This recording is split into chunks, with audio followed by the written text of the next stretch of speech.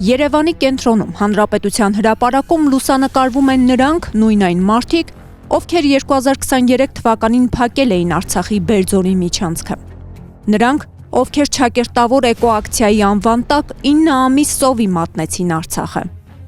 Նրանք, ովքեր հացի հերթում ուշաթափվող հայ մանուկների ցավից խլացել էին, այսօր իրենց արյունոտ ձեռքերով ժպտալով հպարտորեն լուսանկարվում են։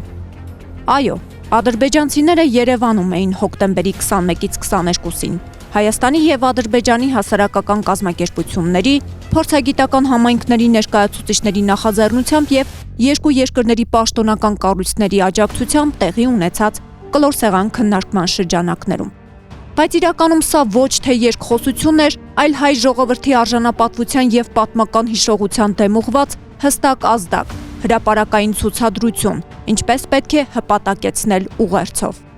Զավեշտալին այն է, որ նրանց ընդունել է Ազգային անվտանգության խորհրդի քարտուղար Արմեն Գրիգորյանը ծնունդով Արցախից, ով այսօր փաստացի կանգնած է Բաքվի օրակարգի կողքին, որպես Նիկոլի գործիք։ Զարմանալի չէ, նա ժպտում է ադրբեջանցիներին, ընդունում նրանց Հայաստանի անունից։ Որքան էլ փորձեն արդարացնել այս հակահայ քայլը, անվանելով այն ճակերտավոր խաղաղության գործընթացի մաս, իրականությունը պարզ է։ Սա ոչ խաղաղություն է, ոչ երկխոսություն։ Սա նվաստացման հրապարակային սցենար է, որը ցուցադրում է, թե ինչպես է Նիկոլի իշխանությունը ընտրում հպատակությունը ժողովրդի արժանապատվության հաշվին։ Կասկածից վեր է,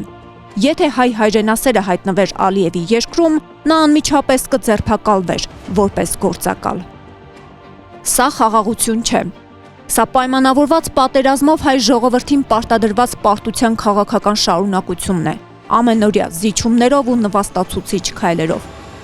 Նիկոլը որոշել է հանձնվել ամբողջությամբ, մինչև վերջ, հանուն իր աթոռի, Երևանը դարձնելով Բաքվի հսկողության գրասենյակ։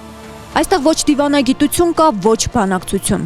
Սա նվաստացման սցենար է գրված Բաքվում, որը խաղարկվում է Նիկոլի ձեռամբ։ Ալիևը թելադրում է, նա կատարում։ Ալիևը պահանջում է, նա համաձայնում։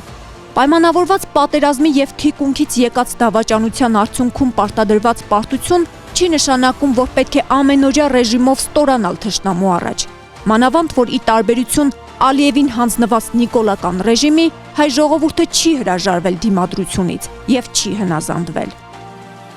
Այլևս փաստ է, որ Նիկոլն իր անձնական ստորությունը վերածել է պետական քաղաքականության, փորձելով հայ ժողովրդին դարձնել նույնքան հպատակ, որքան ինքն է։